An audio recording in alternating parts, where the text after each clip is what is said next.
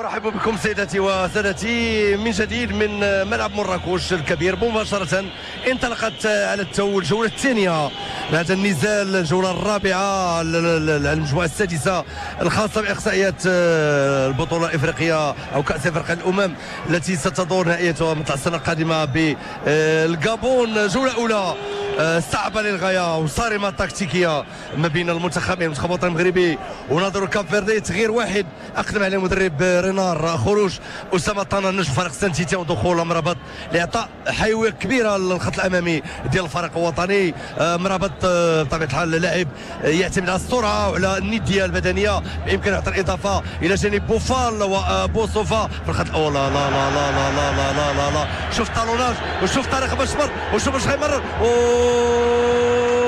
من جديد كرة مغربية، من جديد كرة مغربية. بالهند يتوصل، انما الحكم قريب من العملية، تهاوى لوحده.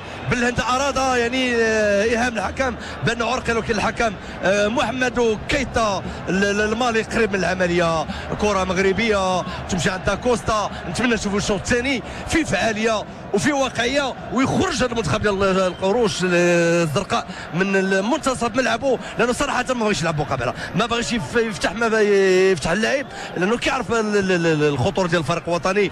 هدف يمكن يخرجوا من هذا التموضع ومن هذا التقوقع ومن هذا الانكماش في منتصف ملعبه، لانه صراحه المدرب طبيعه الحال المدرب كاردوزو فيلسبرتو ديال المنتخب الكاب فيردي قال بانه جاء لمراكش ليلعب الكل للكل، وكان عرضيه الملعب والعرض الواقع تظهر اشياء اخرى. منتخب ديال كاب فيردي يمكن نقول كيلعب باحتراس بحذر، ما دخلش في المقابله بايقاع الفريق الوطني، شيء عادي لانه كيبغي يخرج باقل خسائر ممكنه. انما اذا جا هدف في وقت متبكر من هذه الجوله الثانيه يمكن يغير مفاهيم كثيره ومعطيات كثيره في هذه المقابله. نبيل ضرار مرابط يتوصل، لاعب سريع، لاعب عنده امكانات مهمه، تمشي عند اللاعب الارتكاز في الوسط احمدي، تبادل كروي، اللمسه الواحده يعرج كل عند كوثري. الكوثر ما سيفعل، الكوثر ما سيفعل، مأخر نسبيا، يمرر راسيه العربي. انما تقريبا 10 ساعات ديال اللاعبين من الكاب فيردي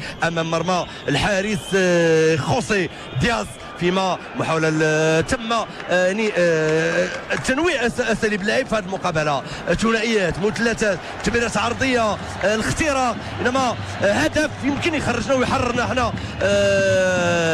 كجمهور وكصحافه وكرأي عام، يحرر الفريق الوطني ويجعلوا يناقش الوقت المتبقي من عمر المقابله باريحيه وبهدوء وبثقه اكبر. كره مغربيه، محاوله اخراج كره من مساحه ضيقه، نتمنى يونس بالهندا يرتقي بالعطاء في المقابله. جميله جميله جميله جميله عند مرابط صعيبه بعيده نسبيا، ولكن مجهود كبير وخرافي. بدلوا نور الدين مرابط، يعني الامكانات كبيره هذا اللاعب، امكانات كبيره هذا اللاعب ومحطات متعدده، لاعب امكانات كبيره.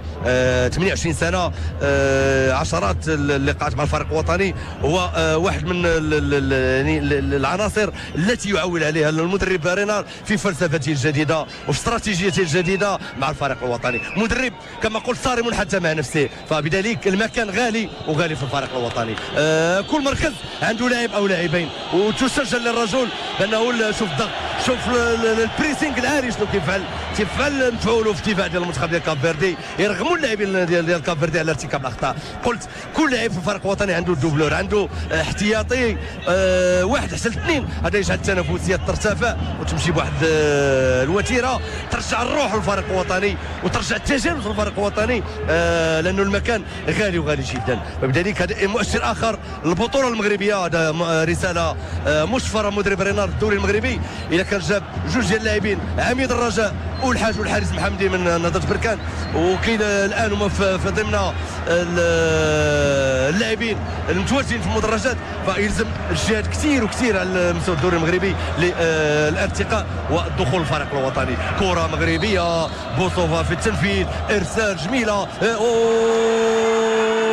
راسيه غير قويه، راسيه غير قويه لداكوستا، واحد من اطول اللاعبين 1 و90 سنتيمتر، نجم فريق اولمبياكوس يحمل شاره العميد باقتدار. وشوف هاد التمريرات المليمتريه، بالفعل انه داكوستا، انما راسيته لن تكون على درجه عاليه من الخطوره. هذا المحمدي نتوسموا فيه كل خير، قدم مباراه كبيره ماشي غير في المقابله ديال الكاب فيردي، في مباريات عديده عطى مؤشر بانه قادم. كونترول لامورتي يعني الكونترول اورينتي انما غير موفق، الكونترول اورينتي غير موفق، يعني الكونترول يعني موجه، انما بوصف يمكن نقول هنا دوك البلدان امامكم نجوم ولا آلي كثر يتواجدون هنا، البعض منهم في فرق كبيره في اوروبا، وبالتالي الفريق الوطني بطبيعه الحال لا خوف على الفريق الوطني.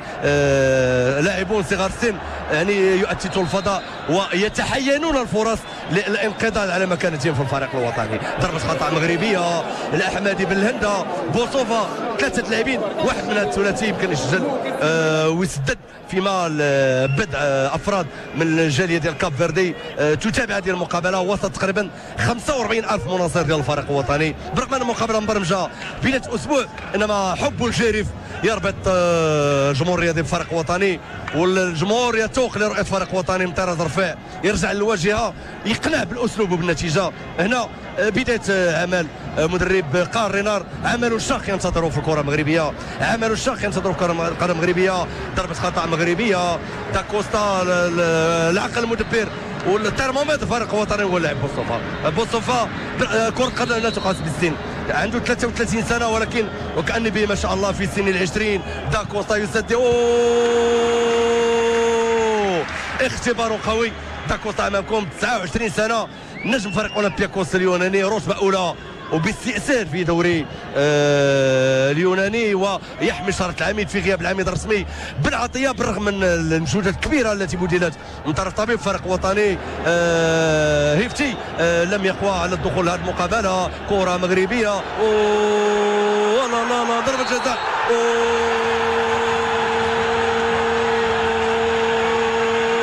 يمكن نقول هنا أجمل ما فعل بالهندا هو السلالوم. يمكن نقول بهذه العباره خيط الدفاع ديال كاب فيردي، يعني روعه ومتعه واثاره، يعني غنشاهدوا المشهد روعه. كان به بلاي ستيشن، طريقه باش دخل وباش تراوغ الاول والثاني والثالث ما شاء الله.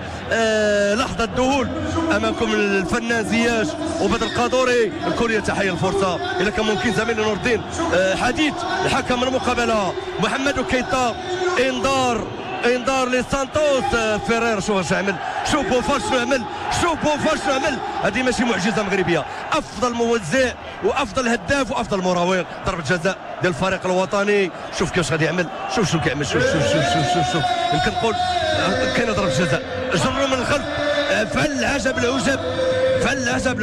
تاكل سيربال على اي احتجاجات يمكن نقول لا مبرر لها للاعبي الكاب فيردي. وضربه جزاء للفريق الوطني، ضربه جزاء الفريق الوطني. العربيه تولى التنفيذ، هو مسجل الهدف ديال الخلاص. مباراة برايا سجل هذه المقابله 34 للعربي، 12 هدف في تاريخه الرياضي مع الفريق الوطني. شعلت الاضواء ومسجل العربي، مسجل 38 هدف في الدوري الاسباني لكرة القدم، رقم ماشي سهل.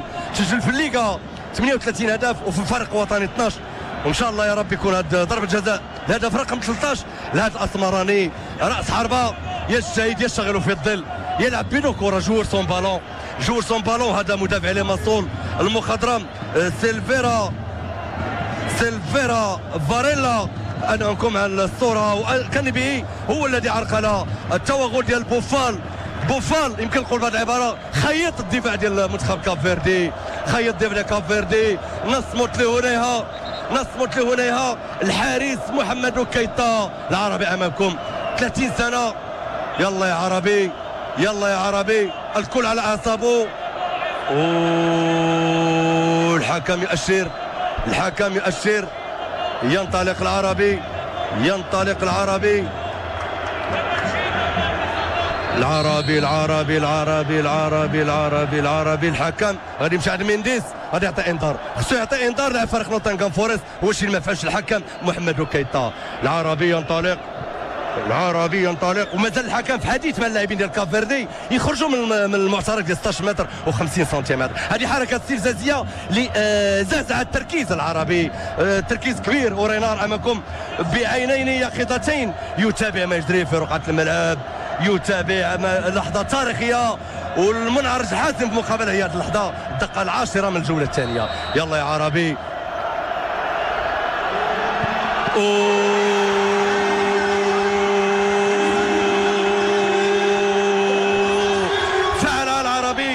فعل العربي. نتنفس مع الصعداء، نتنفس مع الصعداء.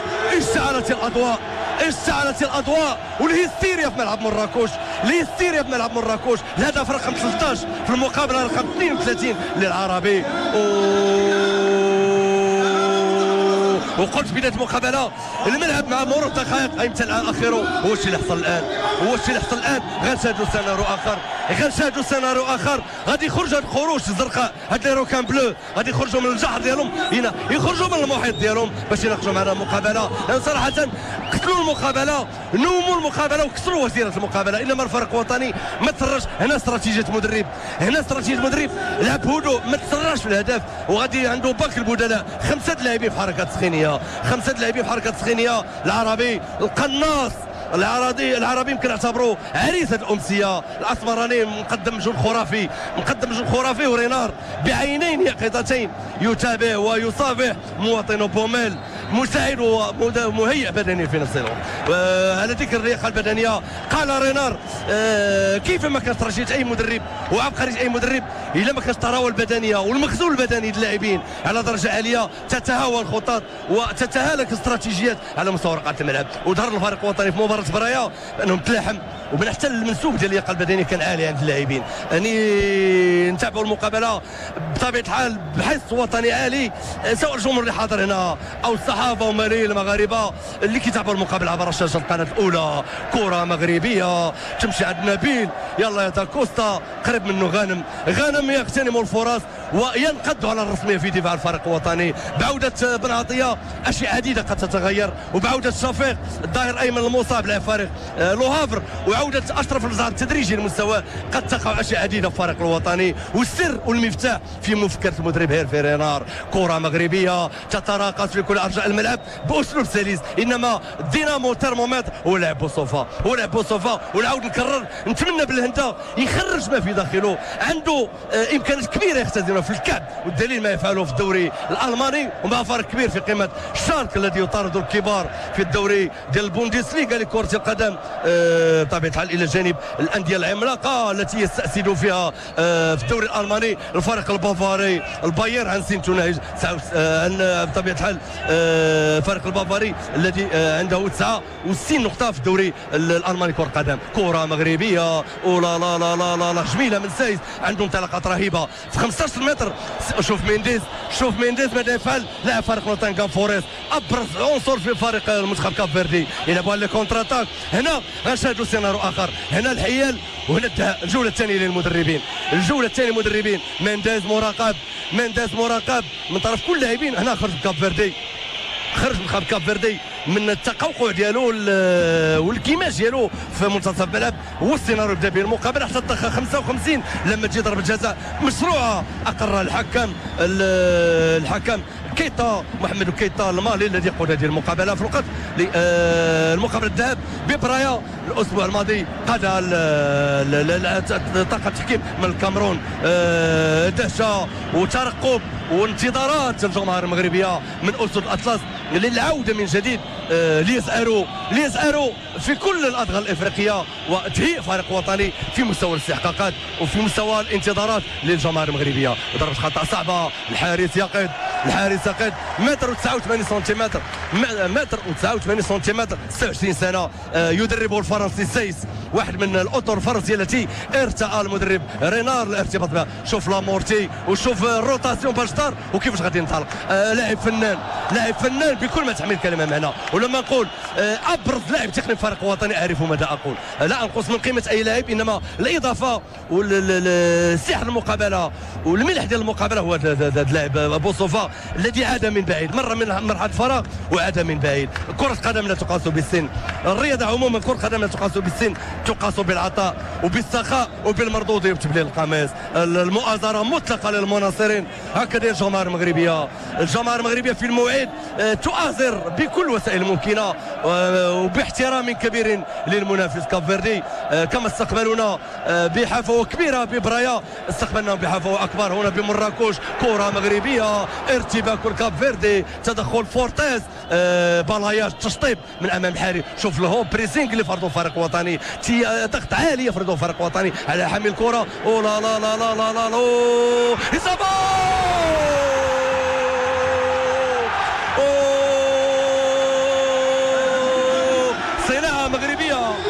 مغربيه ونسخه للعربي، فوتوكوبي للعربي، وهذه المره براسيه جميله. شوف ماذا يفعل، شوف ماذا يفعل هذا الفنان، هذا بوفال. لما الصحافه الفرنسيه عضت على الاصابع بالتفريط في موهبه مغربيه، هي تعرف ما تقول.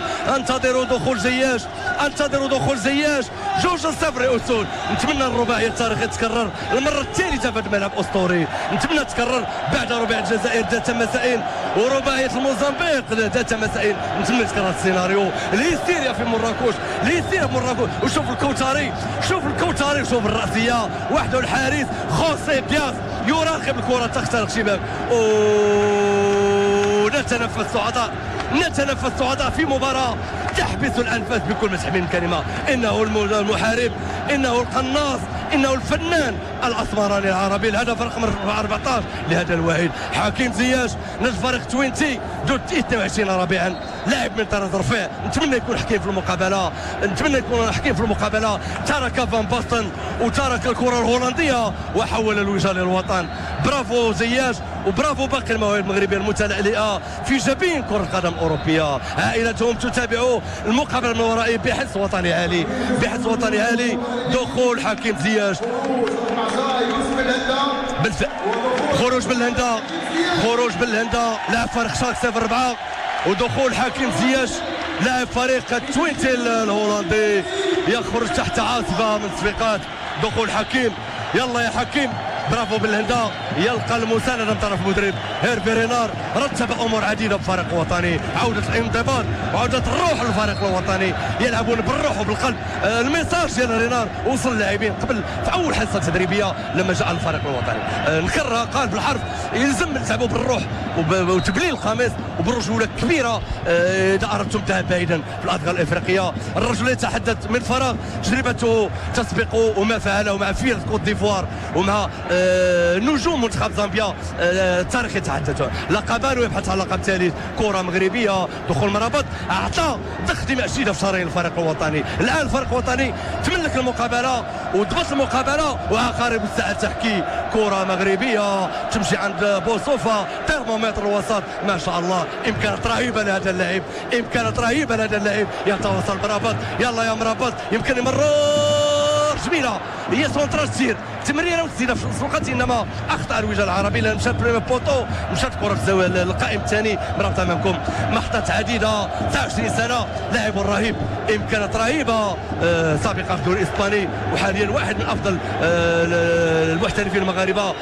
بالخارج. كره مغربيه، او لا لا لا لا لا لا لا لا لا لا لا، تدخل خشين، تدخل خشين، وصاحب هذه خشونه سيلفا سواريز لاعب فريق ليماسول القبرصي. توترت اعصاب بعض اللاعبين ديال كاب فيردي، والفريق الوطني بدا يستأسف في المقابله. هنا استراتيجيه المدرب، ما تسرعوش في المقابله. الشوط الاول للاعبين ولكن الجوله الثانيه للمدربين، الجوله الثانيه للمدربين. والان هيرفي رينار يناقش المقابله بهدوء وبواقعيه، فيما الغله متواصله في كل ارجاء الملعب. كره مغربيه تمشي عند مرابط، يمرر جميله،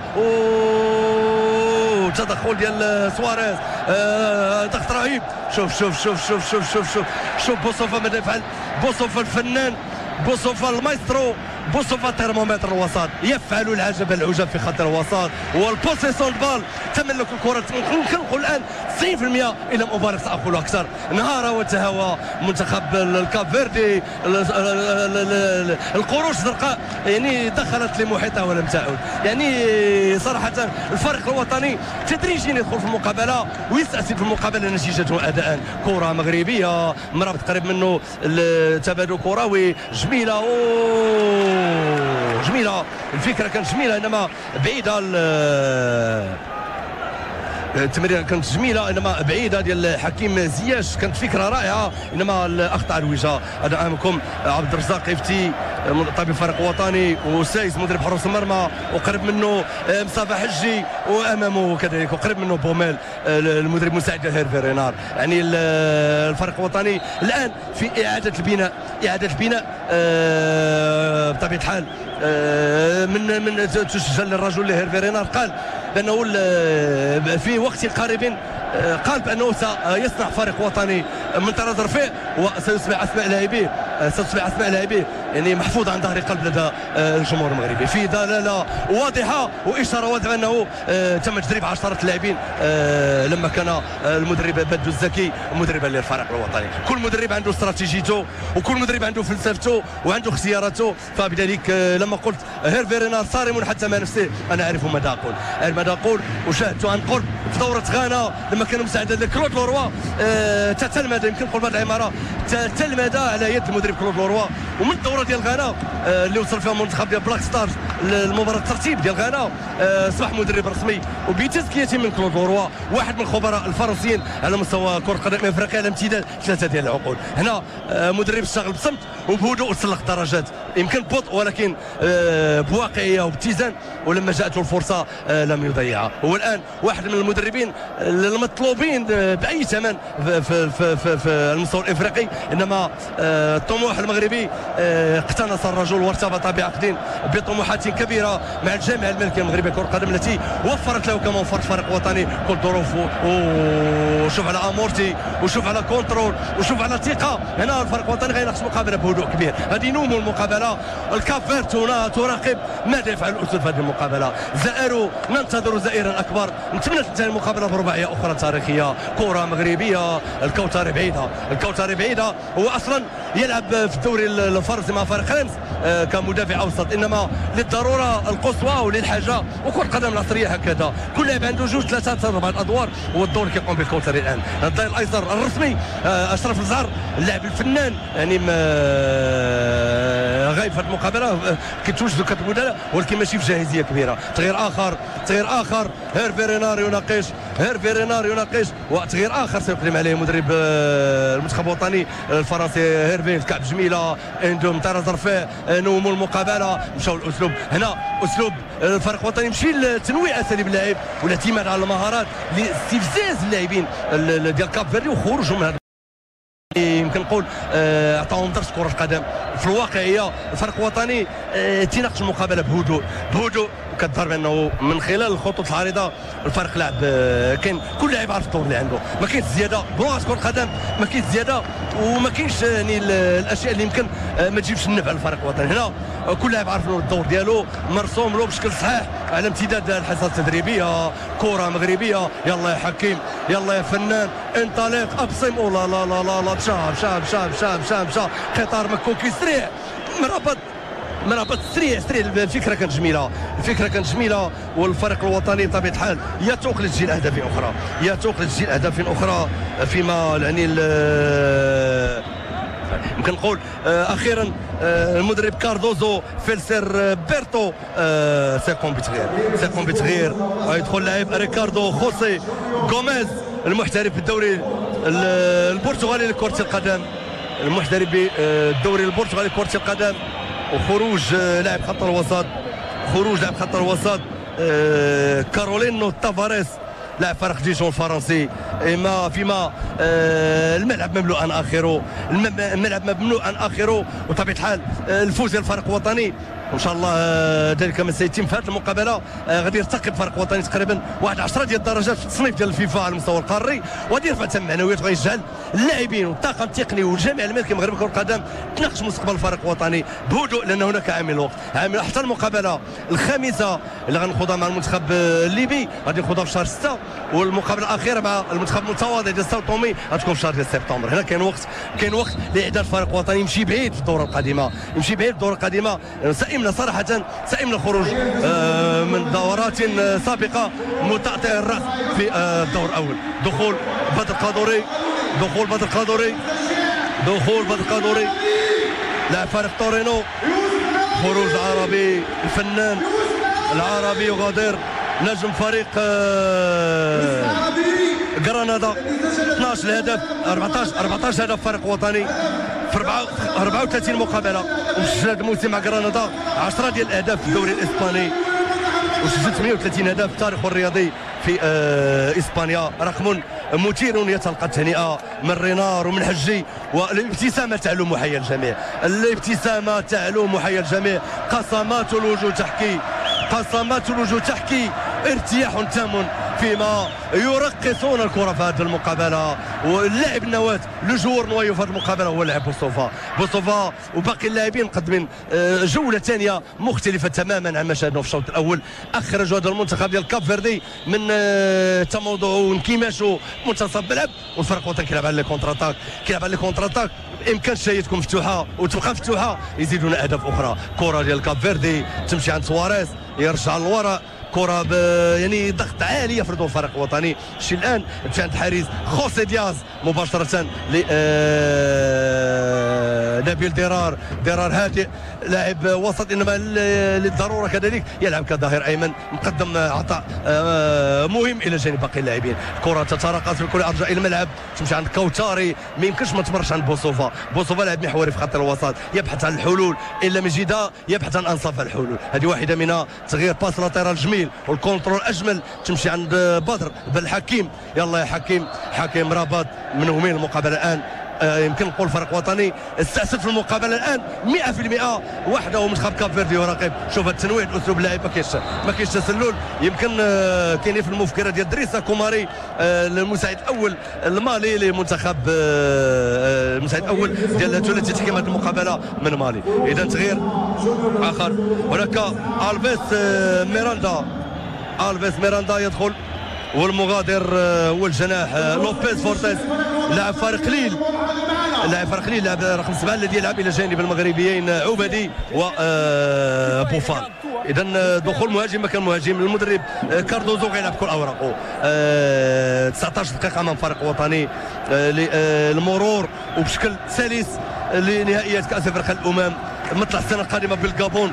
الغابون التي ستعود بعد غياب 5 سنوات لمعانقة نجوم القارة السمراء في حفل كروي افريقي يمتد ل3 أسابيع، خلاله عشرات النقاد ووكلاء اللاعبين والمدربين والتقنيين يبحثون عن المواهب والآلئ التي تترصع بها او يترصع بها جبين كرة القدم الافريقية.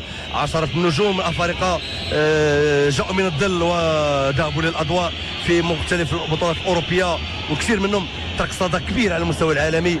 لكم في ادي بولي وفي جورج ويا وفي دروغبا وغيرهم من اللاعبين مثال حي. كره مغربيه كونتر اتاك فريق وطني. يلا يا حكيم، شوف على شونجمون وشوف على امورتي. يلا يا بوصوفا يرقص، ماذا يفعل؟ يمرر.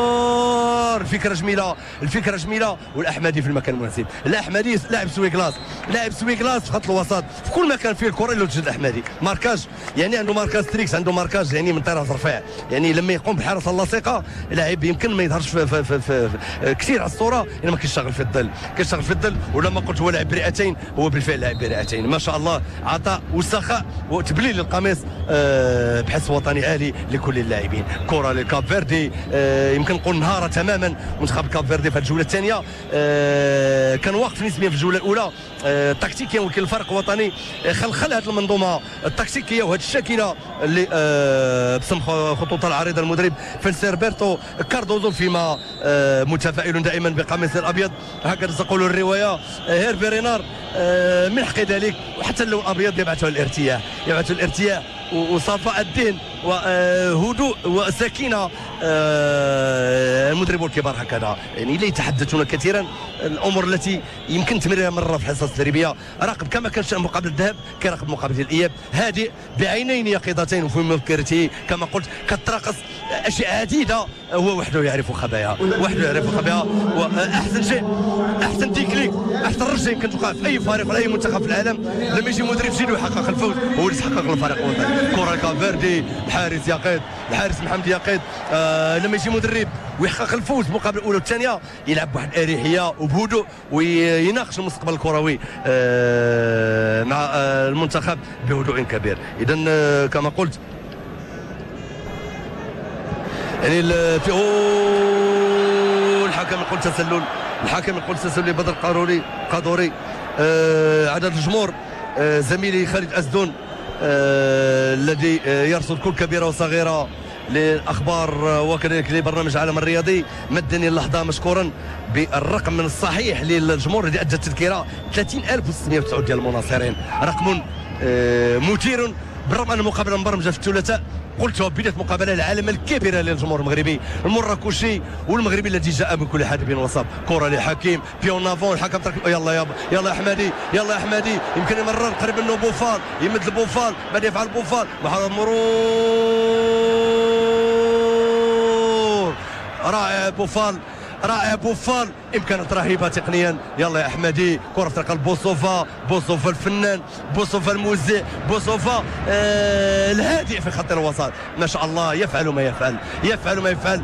شوف شوف شوف شوف قنطره صغيره، شوف ماذا يفعل، شوف هذا الفنان ماذا يفعل. او لا لا لا لا لا لا لا لا لا لا لا لا لا تسديده قويه لبدر القادوري، انما من زاويه مغلقه. بلاد حكيم زياش، حكيم زياش 22 سنه، 22 سنه، يمكن نقول مستقبل كبير ينتظر بوفال، مستقبل كبير ينتظر بوفال، وتغيير اخر، تغيير اخر في صفوف منتخب الراس الاخضر. تقريبا 14 دقيقه نهايه المقابله. شوف بوفال ماذا يفعل، يمكن نقول بهذه العباره يمكن يراوغ في مساحه لا تبارح مساحه ديال عود الثقه، يعني علبه عود الثقه، يعني عنده مهارات كتذكرني كثير بالبدايه الاولى ديال السعيدي، بدايه اولى ديال السعيدي، اللاعب الذي قدم لنا في امسيات عديده لوحات مثيره واستأسد كما استأسد الاسود ذات مسائنا امام الجزائر في هذا الملعب. اجواء هستيريه برباعيه تاريخيه تسجل لكره القدم المغربيه. كره للكاب فيردي، ارتقاء لسواريز، قريب منه اللاعب الكوتاري، الكوتاري يمكن نقول عنده مهام دفاعيه وهجوميه، نفس الشيء بالنسبه لنبيل ديرار، ظاهرين ولكن مواصفات هجوميه. هذه كره القدم الحديثه، هناك منظومه لعب وشاكله لعب، هناك تشكيل وهناك الشاكله، رسم خطوطها بشكل صحيح المدرب رينار. مشى نبيل، يلا يا نبيل، يمر كره بينيه، انما تدخل للمدافع فورتيس عند حارس خوسي دياز. ارتباك كبير، ارتباك كبير في صفوف منتخب كاب فيردي. كره مغربيه تمشي عند احمدي يمكن نقول اللاعب الوحيد منذ بدايه المقابله حتى الان ولو تمريره واحده خاطئه، يعني تسجل للرجل، هو ريكوبيراتور لاعب استرجاعي، ولكن في الامداد صفر خطا. هنا لاعب يعني ولا بد منه في الفريق الوطني، ولا بد من الفريق الوطني، برغم انه الرجل يخسر من سن 33 سنه، انما ما شاء الله وكأني به كما هو بالشأن البوصوفا وكأني به ما في سن العشرين. كره مغربيه، اختراق جميل، يلا يلا يلا يلا يلا. شوف شنو عمل، شوف شنو عمل، وهم دفاع بانه يسدد، مرر انما ما مشاتش بشكل صحيح عند نبيل، تمشي كره عند حكيم، يلا يا حكيم. تزيده قويه، مسافه تقريبا 35 متر، وحكيم على ما يبدو التسديده الثانيه يريد ان يسجل. من حقيقه ذلك طموح لاعب بامكانات رهيبه تقنيا، ينتظر فرصته. كره لكاب فيردي تمشي عند الوسط، هناك مونتيرو روشا ما شاتوش المقابله، لانه عملوا ماركاج قريب ولصيق. اللاعب الاحمدي يرافقه كالظل اينما حل وارتحل. يمكن نقول المحمدي في حاله منذ بداية المقابلة حتى الآن إلا نادرا. هذا مينديز واحد أخطر، شوف لونتيسيباسيون، شوف الاستباق ديال داكوستا. هذا هو الفرق ما بين مدافع ممتاز ومدافع عادي، يعني لما تكون القوة الاستباقية تكون عندك الأفضلية. كرة لكاب فيردي، شلت يعني كل ميكانيزمات المنتخب الخصم، فيما هيرفي رينار هادئ يناقش المقابلة، والمناصرون بكل وسائل التشجيعية، مناصر فريق وطني بكل وسائل التشجيعية كانوا في الموعد. كرة لغانم سايس نجم فريق اونجي والاخر اعطى امكانات كبيره في مباراه الذهاب. مرابط ينطلق سريع في الاختراق، يمرر البدر قادوري، ولكن مشات بعيد عن الحارس خوسي دياس 2-0 هدفا للاسمراني العربي الذي غادرنا منذ دقائق ليستريح بعدما قدم تقريبا واحد 60 دقيقه خرافيه وسط تقريبا تكتل كبير ديال اللاعبين ديال كاب فيردي اللي تقريبا من كنمشي من 19 لاعبين امام مرمى حارسهم خوسي دياس الذي تهاوى في مرتين، الاولى عن طريق ضربه جزاء والثانيه براسيه رفيعه المستوى بعد عرضيه رائعه للكوثري. كره مغربيه تمشي عند حكيم جميله، تمشي عرضيه، يلا يا قادوري يمرر،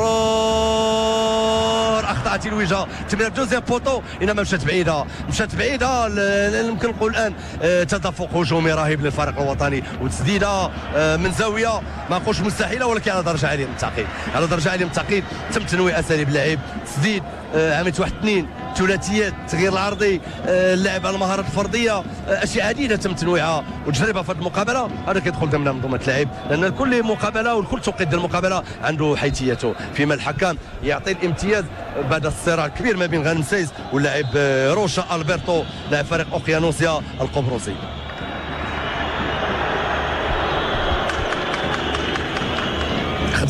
تقريبا يمكن نقول عدد الجمهور يمكن نقول عدد الجمهور تقريبا ما بين 40 حتى 45 الف متفرج، يعني الجمهور المغربي في الموعد عطى واحد الدفء للاس من اللاعبين. كره مغربيه تمشي عند بوفال يركز دفاع فريق المنتخب كاب فيردي، صعب، عنده امكانيات كبيره اذا تخلص من بعض الزياده يمكن يكون افضل، عنده امكانات رهيبه على المستوى التقني، اذا تخلص من بعض الاضافات يمكن يكون افضل. يلا يا نبيل، مشى ضرار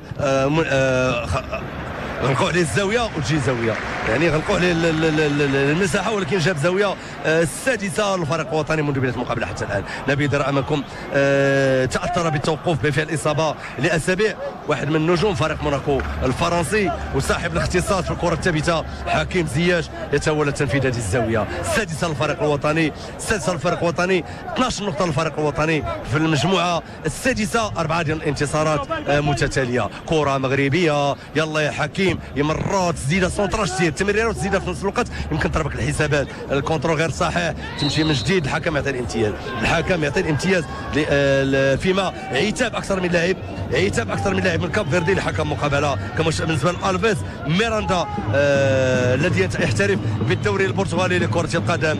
كره في الوسط تمشي عند روشا يغير عند مينديز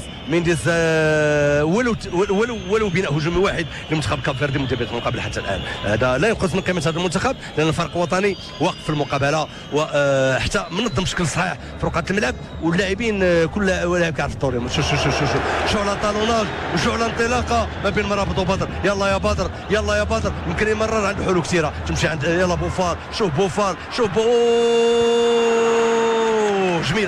جميله لما تكون كره عند لاعب بوفال امامك على الصوره 22 سنه مسجل 8 اهداف و4 تمريرات حاسمه في فريق ليل، يعني يمكن نقول بهذه العباره الرعب يدب لاقدام لاعبي الخصم، يعني الرعب يدب لاقدام، يعني شنو يعمل، شوف الروتاسيون باش غادي يدور، يعني عندما ماشي اي لاعب يقوم بهذه الحركه، شي كان خصو يتعمل هو اللي يعمل. فيما هذا الفيش يناور كيف السبيل للمرور وهو محاصر بسقائين. هناك الظهير ايمن نبيل ضرار ولاعب خط الوسط امامكم ما شاء الله الاحمدي ترمومتر خط الوسط، واسترجاعي من طراز الرفيع، لاعب استرجاعي من طراز الرفيع وليس عبثا بان يلعب لسنوات طويله في الدوري الهولندي والانجليزي من طراز بمستويات عاليه. كره مغربيه انطلقت بوفال يمرر تمشي عند بوصوفا قرب منه مرابط، يعني الفريق الوطني يفعل ما شاء في الجوله الثانيه، في مارينار يطالب اللاعبين بالانطلاقه نحو مرمى الحارس خوسي دياس حارس مرمى منتخب كاب فيردي. 2-0 على بعد 6 دقائق من المقابله في لقاء يعطي الامان ويعطي الانطباع بان الفريق الوطني في طريقه للبناء وفي طريقه للعوده، يمكن بخطوات متأنية ولكنها واثقة. بناء فريق وطني من طراز رفيع وبطموحات عالية ما كيجيش ما بين ليلة وما بين يوم أو يومين، يلزم وقت ومن حسن حظ الفريق الوطني انه غيفوز في المقابله ان شاء الله، غادي يتاهل مباشره. عنده متسع من الوقت لتهيئ فريق وطني على بعد تقريبا 9 ديال الاشهر من كاس افريقيا الامم مثل السنه القادمه بليبروفيل بالغابون. 9 ديال الاشهر امامه وقت مدرب هيرفي رينار عنده قاعده واسعه لاختيارات اللاعبين، مختلف النجوم المغاربه في الدوريات الاوروبيه، البعض منهم حاضر عيون والبعض اخر عيون تقنيه ترصد تحركاتهم في ملاعب اوروبيه. من حق اي لاعب يحمل القميص الوطني شريطه تتوفر فيه الشروط اللازمه لاعطاء الاضافه لكره القدم المغربيه. ضربه خطا مغربيه، هناك بوصوفه في التنفيذ، صاحب الاختصاص، قد تكون الثالثه ثابته، سنعاين ماذا سيحدث، لا سنعاين ما سيحدث. يجيد تسديد من مسافات مشابهه، سبق لنا سجل اهداف كبيره في الدوري البلجيكي وفي دوريات عديده، وحتى مع الفريق الوطني عنده مهارات. بوصوفه ينطلق، بوصوفه بل يترك الفرصه لحكيم، حكيم زياش يسدد، انما تسديده قويه بدر القادوري، انما 10 اللاعبين ديال كاب فيردي امام مرمى الحارس خوسي دياز. يمكن نقول في الجوله الثانيه تهاوى تماما منتخب كاب فيردي واستسلم وانزل يديه امام هذا التنظيم الرائع ديال الفريق الوطني، وامام الاصرار الكبير ديال اللاعبين ديال اسود الاطلس تحقيق الفوز امام منتخب صنف في الاشهر الاخيره الافضل افريقيا من طرف الفيفا ورقم 31 في التصنيف العالمي. يعني لشهور عديده تجاوز كبار افريقيا، تجاوز فيلة الكوت ديفوار، تجاوز نسور نيجيريا، تجاوز البلاك ستارز اللي غانا، انديه منتخب الفراعنه النيل، الكره التونسيه، الكره المغربيه. يعني المنتخب ديال كاب فيردي يعني نتائجه منذ 2012 الان ارتقت به عاليا ورفعت من سقف الطموحات، انما الفوز فريق الوطني ذهابا وايابا على هذا المنتخب غيرتقي بفريق الوطني في التصنيف الافريقي ضمن العشره الاوائل. مشى مرابط، انطلق مرابط، عنده حلول كثيره، يمكن يراوغ، يمكن يمرر، يمكن يسدد، كل شيء ممكن. يمرر انما تسديدته بعيد على مرمى الحارس خوسي دياز، بعيد على مرمى الحارس خوسي دياز. مرابط دخل الجوله الثانيه مكان طنان، اعطى الاضافه واللاعبين اللي ما تاهلوش هذه المقابله كيتواجدوا في المنصه الرسميه على مخربه من اعضاء الجامعه الملكيه المغربيه لكره القدم. يعني تعبئه غير مسبوقه في الفريق الوطني لاعطاء قيمه مضافه للفريق الوطني. فكما قلت تم وضع على المستوى اللوجستيكي والمالي، تم تهيئ كل الظروف لتهيئ فريق وطني بطموحات عاليه وبسقف عالي للطموحات للذهاب بعيدا في الاستحقاقات الكرويه القادمه والبدايه بالنهائيات الافريقيه مثل السنه القادمه بالغابون والتاهل لكاس العالم بروسيا 2018 بعد غياب تقريبا ديال 20 سنه لكره القدم المغربيه بعد اخر كاس عالميه سنه 1998 بفرنسا. كره لبوصوفه، الكونترول صحيح لمرابط، يمر لبدر بلد ضرار، تمشي عند بدر القادوري، ينطلق بدر، يمكن يمرر، ماذا سيفعل؟ محاولة المرور، يلا يا بوفال، يلا يا بوفال.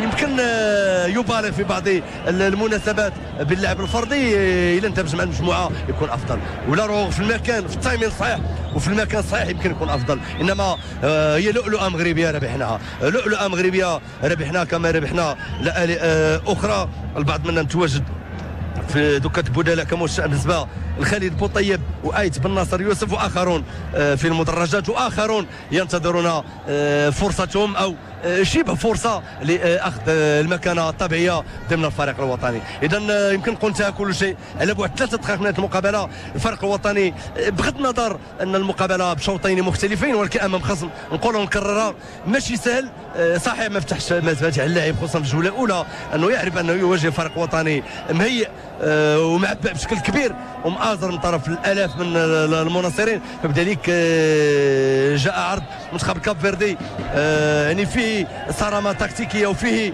عدم المجازفه، ذلك ما عقد مهمه فريق الوطني. الشوط الاول قرأه جيدا هيرفي رينار، غير ما يمكن تغييره في اوقات مضبوطه، تغييرات واعطت الاضافه ومتقدم فريق وطن 2-0. كان بامكانه يكون افضل بكثير من مستوى النتيجه، فيما حسره كبيره لبنك بدلاء منتخب كاب فيردي والطاقم التقني والطبي وحتى اللاعبين، وكأني باللاعبين ديال الكاب فيردي لا يصدقون ما يشاهدوا في هذه المقابله. الفرحه تعلو محيا الجميع، يمكن نقول عوده الروح للفريق الوطني، عوده الروح للفريق الوطني. اللاعبون كانوا رجال، ننتظر منهم المزيد بطبيعه الحال، عندهم امكانات كبيره، بالهندا والاخرون يختزلون او يختزنون اشياء عديده في اقدامهم كمهارات، كحس وطني عالي، هذه كرجوله لعوده توجه الفريق الوطني. يلا يا مرابط، يلا يا مرابط، مرابط في يد الحارس. فبذلك نترقب ارتفاع وتيره عطاءات اللاعبين المغاربه في اللقاءات القادمه، وخصوصا مع الجيل الجديد من المواهب ومن اللاعبين المتالقين في مختلف الدوريات الاوروبيه، والاعتماد بطبيعه الحال على المجربين من ضمنهم العميد الغائب والحاضر في هذه المقابله المهدي بن عطيه، نضيف مجربين اخرين كالاحمدي وبوصوفا، ونضيف ضرار والكوثري. هذو لاعبون يحققون الامان داخل صفوف الفريق الوطني واعطاء توازن الفريق الوطني، في الوقت اللي فتح المجال للاعبين اخرين البعض منهم اخذ الفرصه والبعض اخر ينتظر. فيما الاهم هي كرة قدم مغربية، والأهم هي عودة التفاؤل لكرة قدم مغربية ولملايين المغاربة الذين يعني يحبون الفريق الوطني ويتوقون لرؤية الفريق الوطني بمواصفات دولية كبيرة لإرضائنا أمام مدارس عديدة سواء على المستوى الإفريقي أو العالمي. وكما قال هيرفي رينار، كرة القدم الإفريقية تمشي بشكل سريع وتتطور بشكل مذهل. قال رينار لمجاراة ايقاع العديد من المدارس الافريقيه يلزم العمل والاشتغال ليل نهار للوصول لهذا المستوى. فبذلك القاره الافريقيه هي تعوش بعشرات النجوم اللآلئ، ومن ضمنهم نجوم كثر مغاربه يمارسون في مختلف الدوريات الاوروبيه. تم اضافه 3 دقائق وقت بديل. الحكم نترقب نهايه المقابله. اندوم ترازرفي تنويع اللاعب مشى. يلا يلا يا حكيم، حكيم كان عنده وقت فين يزيد، كان عنده وقت فين يزيد. ربح 3 الامتار. امامكم وزير الشباب والرياضه ورئيس الجامعه الملكي المغربي لكره القدم وممتعا اللجنه الاولمبيه المغربيه كمال الحلو وغيرهم من الشخصيات الرياضيه الذين جاءوا لاعطاء العديد من رؤساء فرق مغربيه الذين جاءوا لاعطاء الدعم اللازم للاعبين والدفء اللازم لكل مكونات الفريق الوطني ليكون في الموعد. فيما ذكرت كل الاشخاص ونسيت شخص يعني يشتغل بصمت، عرفناه منذ تقريبا عقدين من الزمن. الامر يتعلق ب دريس الكحل، اداري ديال الفريق الوطني ديال الجامعه الملكيه المغربيه لكره القدم، رجل لا يترك اي كبيره وصغيره الا واتقنها. فهذا يدخل ضمن المهمه اللوجستيكيه التي لا تقل شانا عن ما هو تقني وفني داخل اي فريق او منتخب لكره القدم. فبذلك امور عديده رتبت بشكل صحيح في السنتين الاخيرتين داخل منظومه كره القدم المغربيه، ولا احد ينكر المجهودات الكبيره التي تبذل الان من طرف الجامعه الملكيه المغربيه لكره القدم لترتيب بيت البطوله المغربيه وترتيب امور كره القدم المغربيه التي اخذت تنتعش تدريجيا على مستوى الاحتراف الذي يصل لمحطته الخامسه في انتظار الارتقاء بالمستوى الكروي بمشيئه الله في غضون السنوات القليله القادمه.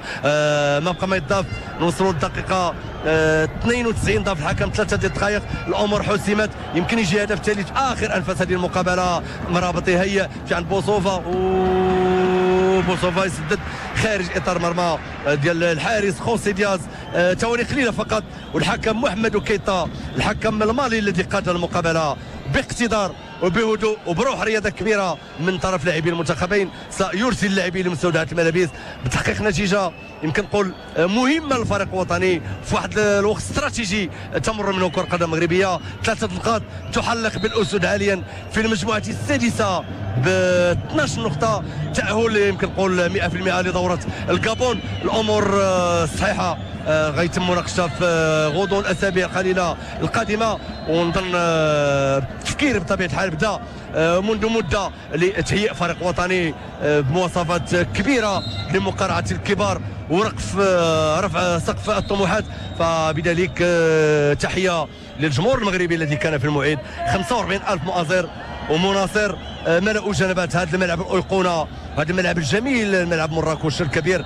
45,000 مناصر كانوا في الموعد، عطاو الشحنة اللازمة اللاعبين، عطاو دفعوا اللاعبين باش يمارسوا المقابله بروح عاليه وبحس وطني عالي. حقه الاهم امام منتخب نقولوا نكررها ماشي سهل، صحيح لعب نتخوف انما خلق لنا متاعب جوله اولى، غلق عنا منافذ لعب، شدد الخناق على مساحات كثيره. انما الجوله الثانيه الفريق الوطني فك الشفره ديال المدرب كاردوزو الذي تحدث كثيرا لوسائل الاعلام قبل مباراه الذهاب برايا وفي هذه المقابله، انما بينما الامور صحيحه تناقش في الميدان في الوقت القاري نار هادئ متزن، لا يتحدث الا نادرا، وتحدث اليوم باقدام اللاعبين وتحدث بالروح العاليه للاعبين وبالحث الوطني العالي لنقش به الفريق الوطني. هذه المقابله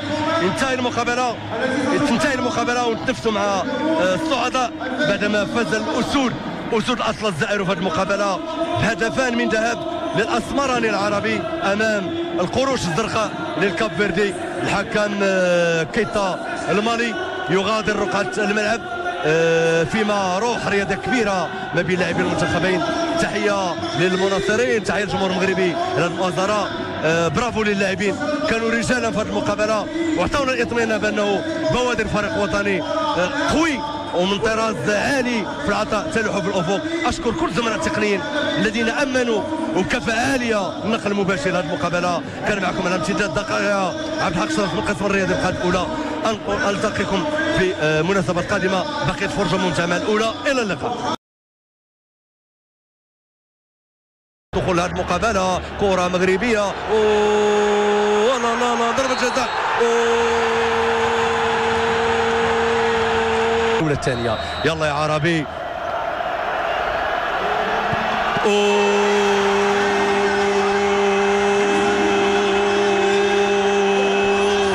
فعل العربي. نتنفس مع الصعداء. اشتعلت الاضواء والهستيريا في ملعب مراكش. الهدف رقم 13 في المقابله رقم 32 للعربي.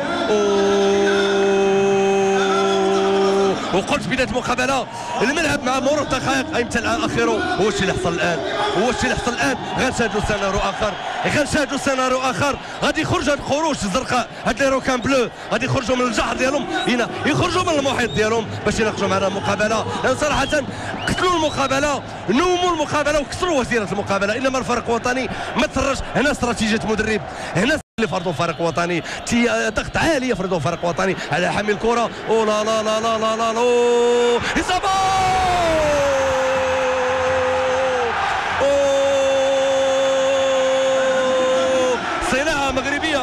صناعه مغربيه ونسخه للعربي، فوتوكوبي للعربي. وهذه المره براسيه جميله. شوف ماذا يفعل هذا الفنان، هذا بوفال. لما الصحافه الفرنسيه عضت على الاصابع بالتفريط في موهبه مغربيه، هي تعرف ما تقول.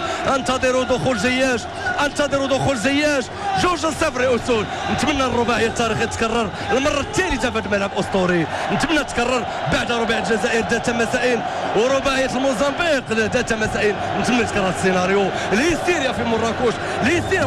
وشوف الكوتاري وشوف الراسيه وحده الحارس خوسي دياز يراقب الكره تخترق شباك. نتنفس الصعداء في مباراه تحبس الانفاس.